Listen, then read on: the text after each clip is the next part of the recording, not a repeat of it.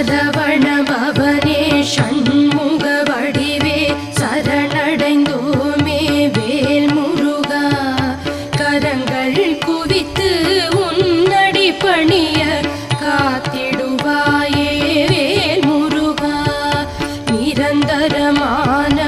உனதருள் வேண்டி நினைப்போம் உன்னை வேல் முருகா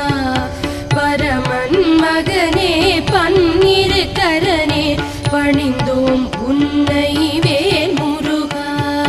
நறுமலர் எடுத்து